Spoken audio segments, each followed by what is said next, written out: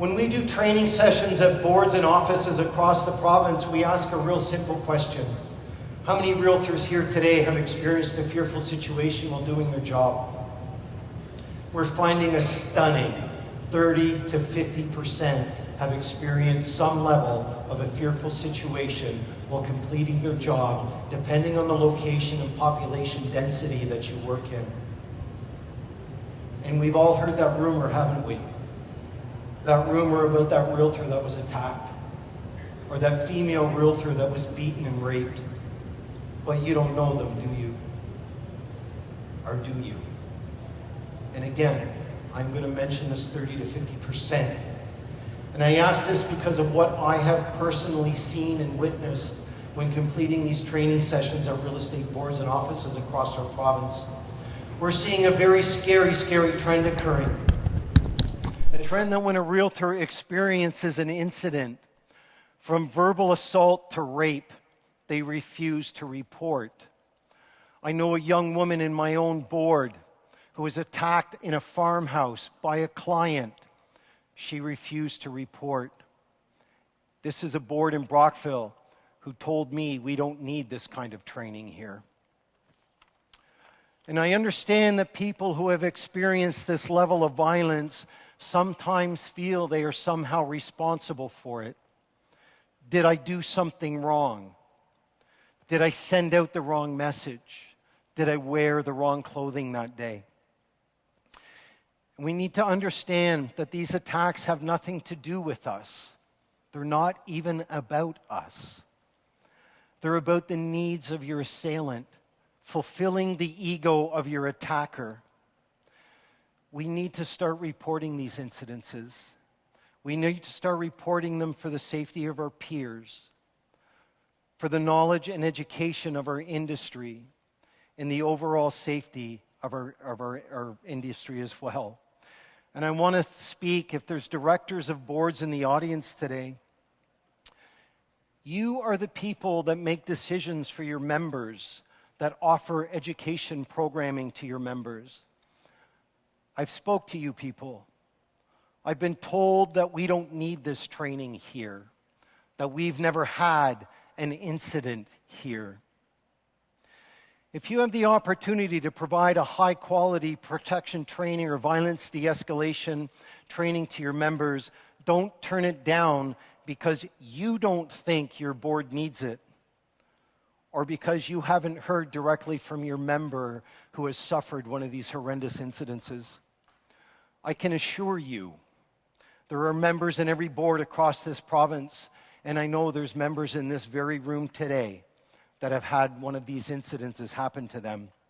And again, I'm telling you this from my experience of working with your peers at boards and offices across this province when completing the Safe International Realtor Self-Protection and Strategies to Avoid Violence workshop. This issue is real and it's happening. And now I'm going to speak directly to the male realtor. And I smile when I say this. I read a report conducted by a health organization completed in the United States. The study was done on the human male's ability to defend themselves in a high violent encounter.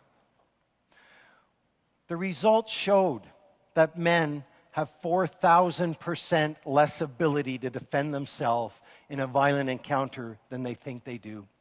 4,000%. We're not as good as we think we are.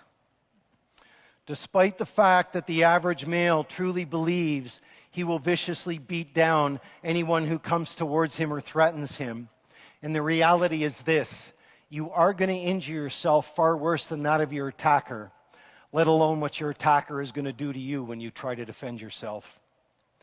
And some statistics that I want to share with the males in our audience today. Are you aware that the Canadian male faces an 80% higher risk of being attacked by a stranger than a female? A 75% higher risk of being murdered in a violent encounter than that of a female. 65% higher risk of being robbed than that of a female. And they also face a 37% higher risk of being seriously injured and requiring hospitalization than that of your female counterpart. So please don't think because you're a man you can handle yourself. And please don't think that your gender makes you safer, because these statistics prove you wrong. And please don't ever confuse your ego with your ability when it comes to personal protection and your understanding of violence. Many of you have no idea of what a violent encounter is going to do to you. And I'm not talking physically, but I'm talking about the emotional aspect here. The inability to react because your brain has released such a large amount of adrenaline in preparation of your body to get hurt that you can no longer control your large motor skills. Or the sensation of fear rises so high that people stand there with their hands at their side while their face gets beaten in. Or they cower into a ball, trying to cover their face and protect it while exposing their spine and internal organs to their attacker. This is the reality of what happens to an untrained human mind and body when it's facing a high violent conflict. So please don't think you can handle this, because you can't. Please don't ever make this mistake, because the price you will pay is going to be far too high. I've trained some great realtors in this province, and I've met some amazing EOs who understand that this type of training and level of education is required.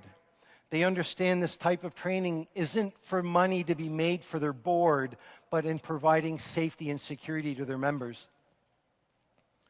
So you're probably sitting there wondering, what the hell is this guy talking about? What is this that he's going on about? Some of these incidences, they almost bring me to tears. Things that your peers in Ontario have faced, the ones that you work with, the people that you have professional relationships with. Physical assault, sexual assault, robbery, the kidnapping of a male realtor, verbal assault, threats, stalking, harassment, targeting, luring, body brushing, attempted drugging at an open house. Imagine somebody trying to give you a roofie when you're at an open house. Intimidation, and we have even had Ontario realtors murdered. A realtor striking another realtor across the throat at a house with buyer clients on site witnessing this. A male realtor being pepper sprayed in the face and then punched out while waiting for a buyer to show up for an appointment who surprisingly never shows. And one of the craziest that we've seen, a female Burlington realtor grabbed by the throat and choked by her client, and when he was done choking her, threw her into the wall at her own office. And again, you think you can handle this when you're facing someone who has no respect for the law, no fear of the judges that impose the law, have no respect for you, don't care about your loved ones, and in some instances become so motivated they are prepared to hurt, maim, and kill to get what they want. But let's take a look now at the client whose financial world is falling apart around them. They've reached out, contacted you to list their home. They're relying on the equity of this sale to save them. That sale falls apart. You're the one in front of them. They're now looking at bankruptcy, divorce, insolvency. You're in front of them. Who do you think they're going to blame? They aren't going to blame that buyer.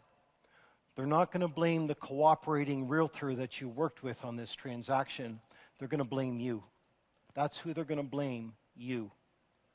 We are in a profession where we face social and antisocial violence situations almost every day. And I've been invited to talk to you from John DeMichel about Safe International and our Realtor Safety Program. It's a highly specialized workshop that's been developed for you. A workshop that's been developed with my assistants, a realtor who does the same job that you do every day.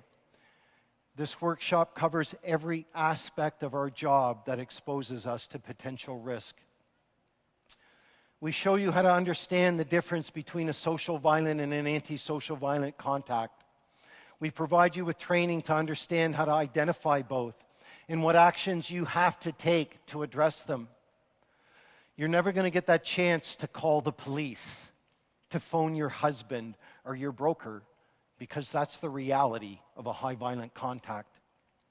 We educate you on how to conduct a showing properly, how to use space as a shield, how to run an open house, how to park your vehicle at an open house and a showing, how to navigate underground parking, how to obtain lock boxes out of keys, and how to deal with strangers who want to smell your hair, run their hand over your lower back, or caress your bottom because they feel they have the right to do that.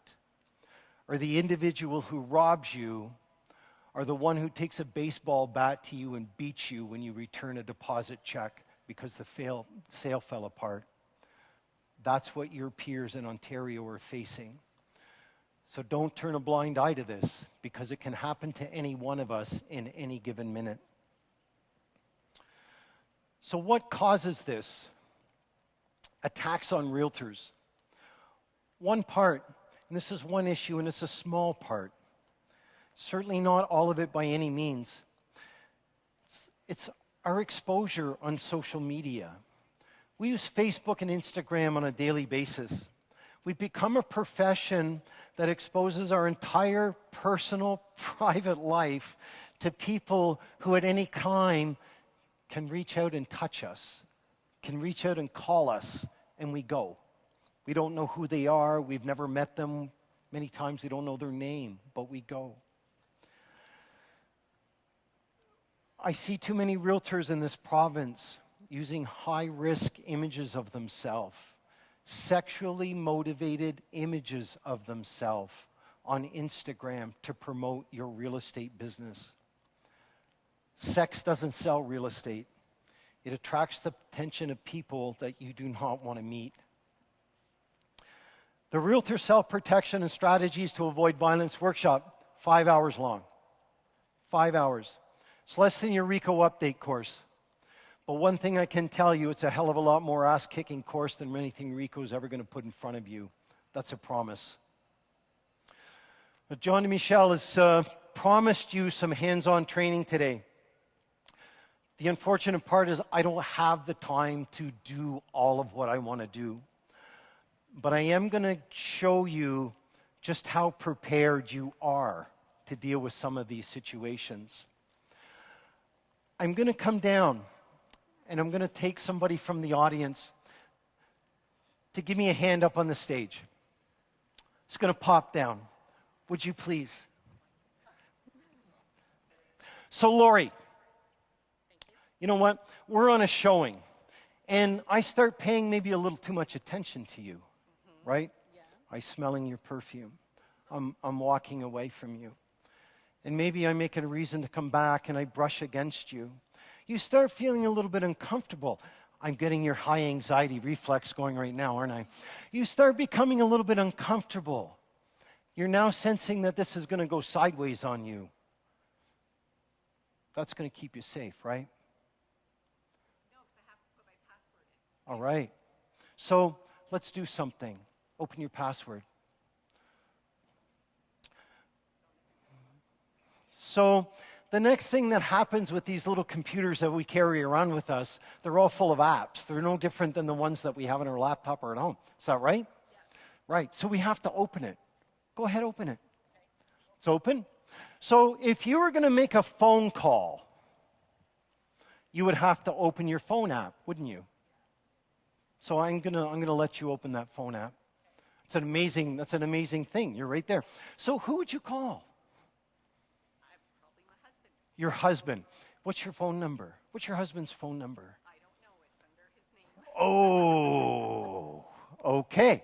So how about we decide maybe we're going to phone 911 because everybody thinks that 911 is going to save us, right? I'm going to give you, you know what? You hit the 9. Go ahead. Yeah, just hit the 9. You're there, right? So now I've gone out of my way. I've given you the opportunity before I attack you and start trying to rape you or beat you or rob you. I've allowed you to open that computer, haven't I? I allowed you to get your phone app open, haven't I? I've even allowed you to hit the 9 on 911, haven't I? Lori, haven't I? Okay. So how far away am I from you? 30 feet? Okay. Go ahead, make your call. Oh, I'm coming at you. Make it. You ready? Go. Go, Lori. Call. Call. Oh, my God. It's done, isn't it? Yes. It's over. Yeah. You okay? I'm fine. You're sure? I am. Good. Just stay with me. Don't run away. Okay. So I did this presentation for AREA. Catherine Niels. She's a liaison between AREA and the EOs of the board. Catherine got the 911 in. The phone rang. I grabbed her. I heard 911, what's your emergency? And I hung the phone up. And I handed the phone back to Catherine. We ended up having her talk, finished our conversation. Catherine had Beth's phone. Beth is my wife. Beth does training with us. So I took the phone, gave it back to Beth. Many people think 911 is going to save you. Here's the ironic situation. 4 minutes later, 911 called Beth's phone. 911 said to Beth, "You've just placed an emergency phone call from your phone. Are you in danger?" Beth said, "No, we're doing a training exercise." The operator says, "Oh, good. Next time, could you let us know? Thank you." Click. That's 911. Many people also have the false sense of security that if I hit 911 and I get attacked, they're going to find me. That's not true. In a large, dense city like Toronto, 911 might be able to locate you down within a half a city block. A lot of floors in that half city block, isn't there?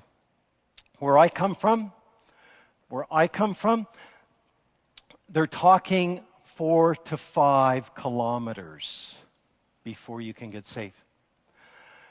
Realtor apps. And there's a guy here selling realtor apps, and God, I apologize to him for what I'm about to tell you. Realtor apps are sold to you to give you a sense of security. The newest, funkiest thing, you wear it around your neck, right? Guy like me with tattoos, get a little bit close to you, you get to hit the button. You hit the button, it makes 3 phone calls. Probably one's going to be your husband. One's going to be your office. The next one might be to 911, and we already know where that's going, don't we? What has it done to keep you safe? You know what's going to happen? Your husband's going to hear you screaming for your life where you get robbed and beat. So I don't want you to take the false sense of security of what a 911 call or a realtor app is going to do to you, because it doesn't work, right? You feeling okay? I'm feeling fine. You're sure? Yes. I'm going to put your phone down now. Is that all right? Great. You're okay to stay with me? Okay, great. She's a trooper. You know what? Give her a hand. She's a trooper. My God. She's amazing. Just absolutely amazing. So, Catherine, Lori, sorry. That's okay. Lori, you know what? Something that we teach when we talk is about space management, right? Realtors, we have this thing. We want to get close. We want to shake hands, don't we? Yes. Right? We like doing that kind of thing, right? Yes. So we talk about space management and the importance of it because, you know what? Sometimes we get a little too close to people. don't we? Like things can happen to us, right? When we get too close to people, when we don't really know what's happening. You really shouldn't let me walk around behind you like that because we really don't know each other that well. You know that? So we do these things. We teach space management because it's a really, really important thing. And one of the reasons why it's so important, look at that. I was showing you that knife. Did you see it? No. I was talking to you with it in my hand. Did you see it?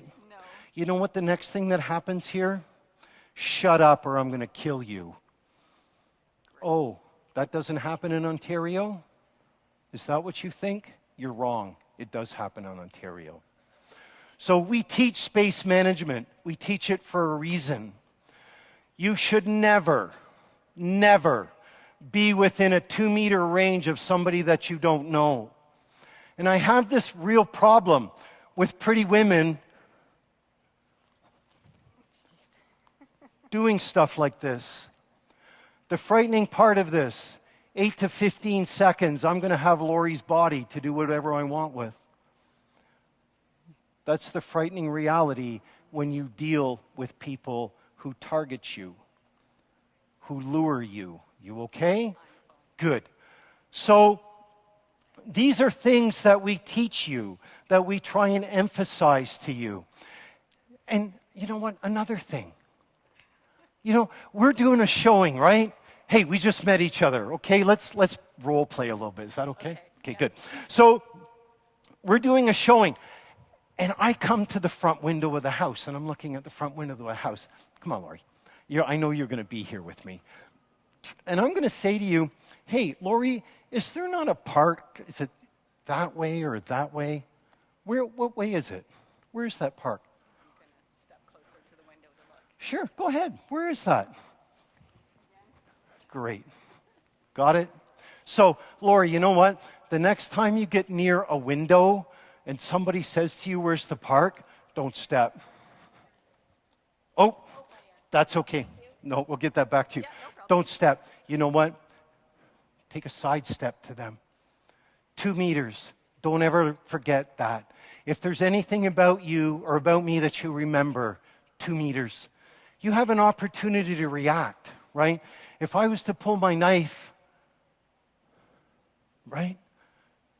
I'm going to pretend you see my knife. You see it, don't you? Are you ready? You see it? Yeah. You're dead. Yeah. You see it? 2 meters. Yeah. All right? It's a reality. And it's okay, come on back here. Come on back here. As realtors, we're too polite.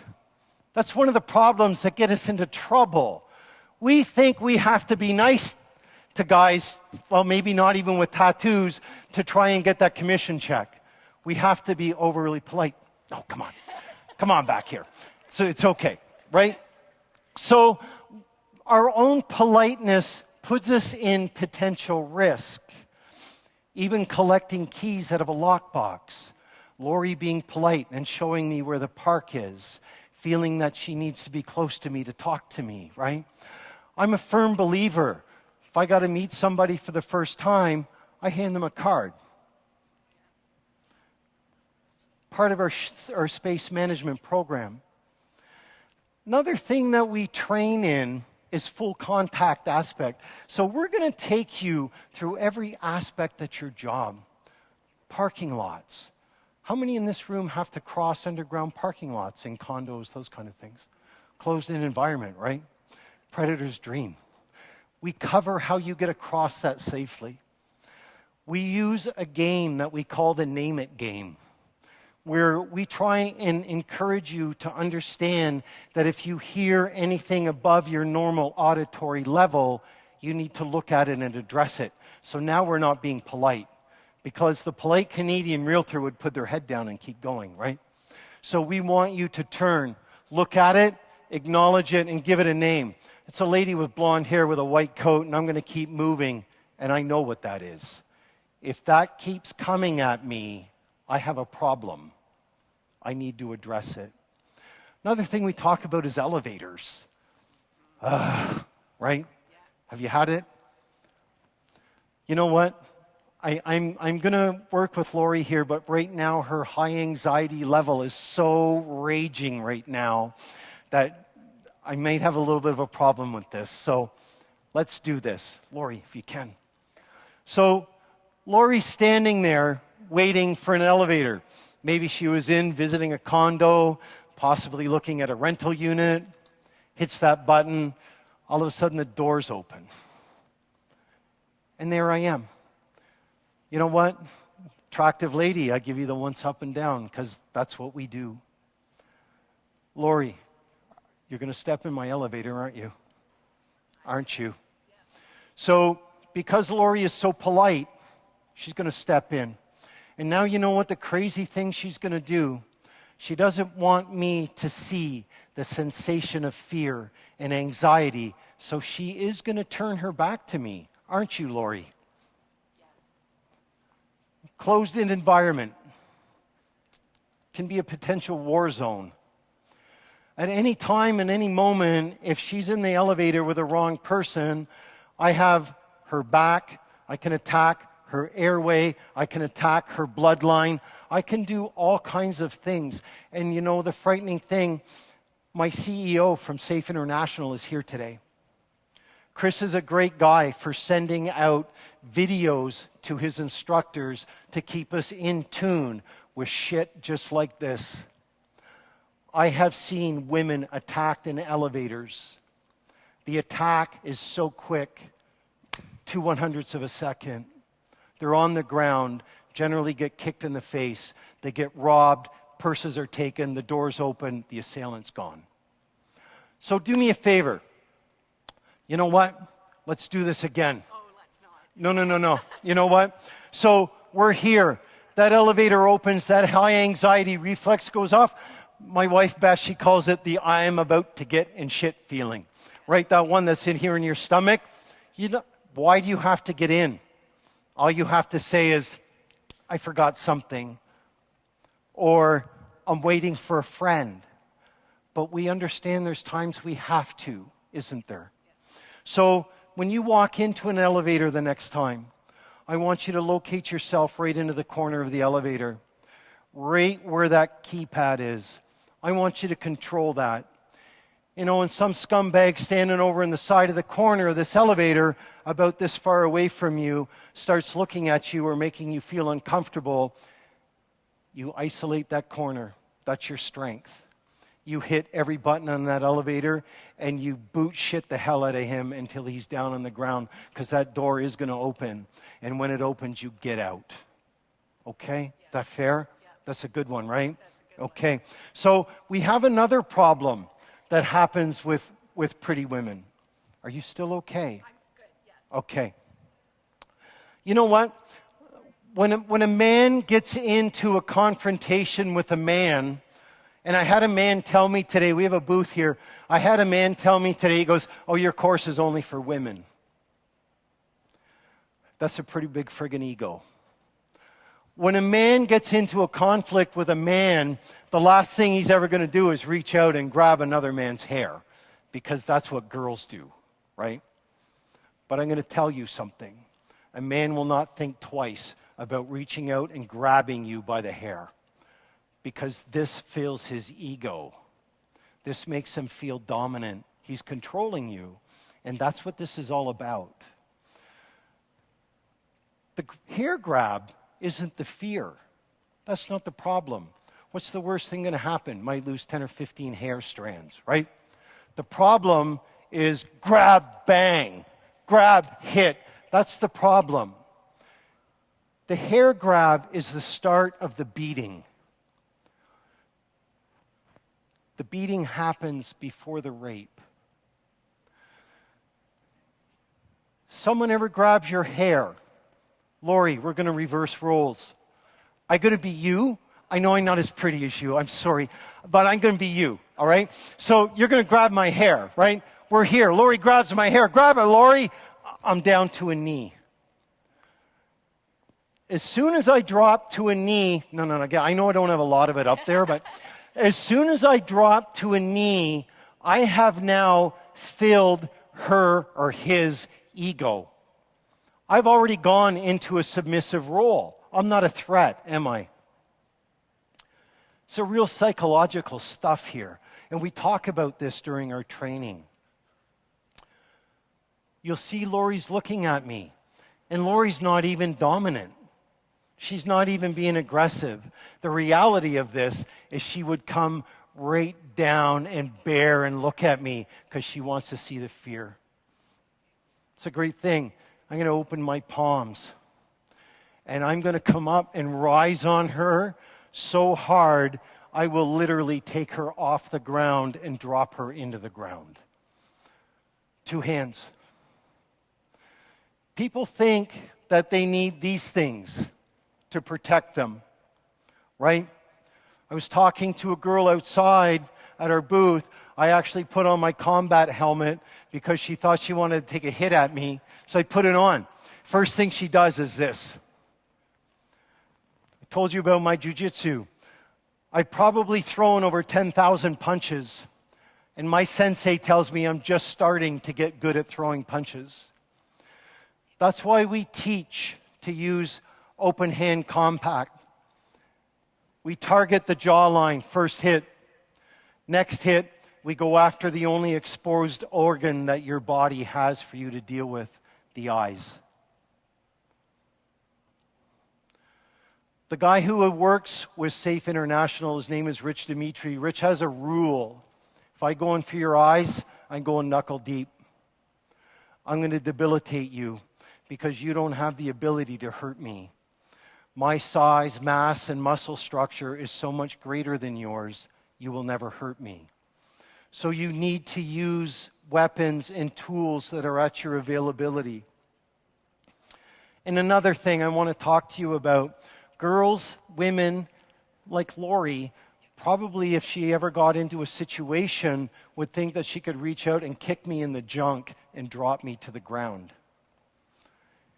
Here's the reality of that. The male's anatomy is set so that if it's a little bit cold, my testicles start moving up inside of my body cavity. Oh, you don't have the crush technique anymore. You can't get to them. The only thing that kick is going to do is piss me off. If I have tight shorts, compression underwear on, they're going to hold my testicles up and open them. So now no longer can you hit square and compress them. So kicking a man in the groin is a very, very high risk, low probability success of defending yourself. Use things that are open to you, things that you can get at.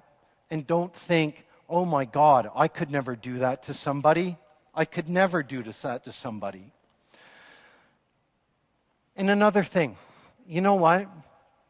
The head. The head is such an easy target, right? In high violent conflicts, people flail. Heads. As soon as you have control of a human head, you have control of the entire human body. Headlocks, they're not what you think they are. A headlock is a very, very dangerous hold to have put on you. If I'm in a headlock with Lori and I squeeze hard enough, I start compressing the bloodline to her brain. If I have her in this position, now I can actually close off the bloodline and I can suffocate her. If I squeeze hard enough, I'm going to do irreparable damage to her spine and spinal column. So we have a real cool, simple technique to deal with that. All right? And it's really simple. And one of the basics that you have to understand, what's the only organ that's available to you to attack? My eyes, right? You can get your fingers, fingernails in and do all kinds of stuff. So here's the great part of it. Eyes, right? So you know what? You're going to be a bad guy. If I just move these, are you going to be able to see? No. You're going to be blind.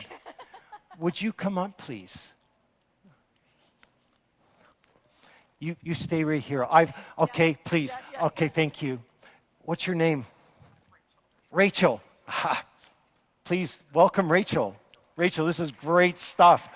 So, you know what? Rachel's going to get me in a headlock, right? You ever put a headlock on anybody? Probably not. Now, the body dynamics of a headlock, and creeps understand it, that when a headlock goes in, the body weight has to go forward in order to control it. If I stand here this way, nothing happens. I stand here this way, I have control. And you see the uncomfortable position that Rachel's in, right? Are you okay? Yeah. You good? Perfect. So, you know what? Rachel's going to get me in a headlock. I don't know what's going to, oh, good squeeze. I don't know what's going to, she's going to try and knock me out. So, you know what? Step forward, take me down. I'm down. Get the leg back, get it out. Put it in, get it out. Straight forward, squeeze it in. You would have two hands on this. Everybody see this okay? Rachel's hair's in the way. First thing that I'm going to want to do in this position, turn my chin into her rib. Next thing I'm going to want to do is isolate her hand to stop her from beating me. Crazy part, I can go into the eyes, and I'm going to pull the head back, and I'm going to drop Rachel right to the ground. You okay? Sure. Thank you so much, Rachel. Thank you. Thank you. So, those are the kind of techniques that we teach, right? We teach things from wrist grabs. And again, the wrist grab isn't the problem. It's what happens here. We teach people, it doesn't matter. Somebody puts their hands on you, they don't have a right to do that. They don't have a right to enter your personal or closed space. Hit them. You have the right under the Canadian legal code to defend yourself if you feel you are threatened. Don't think that you have to wait for somebody to hit you. If you're in a situation where you are fearful, somebody grabs you, hit them. Remember your open palm, okay? Lori, thank you so much, so much. Thank you.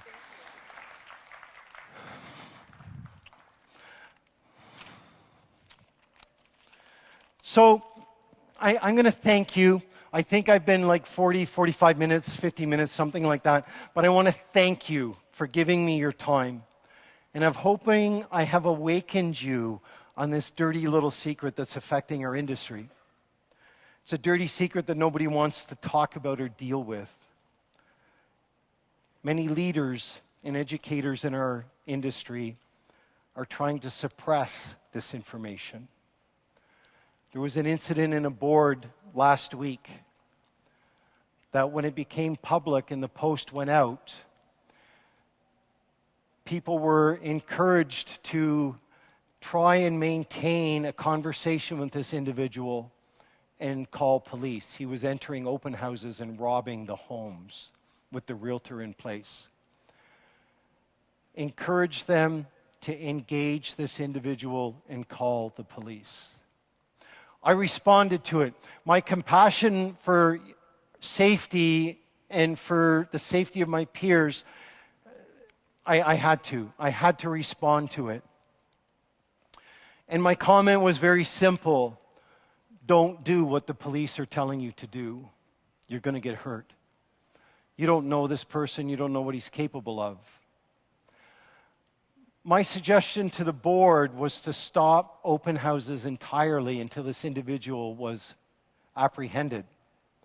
It was at that moment that female realtors within this board started making comments about situational fears that they had, incidences that they had. Now it started to become public. The board pulled the post.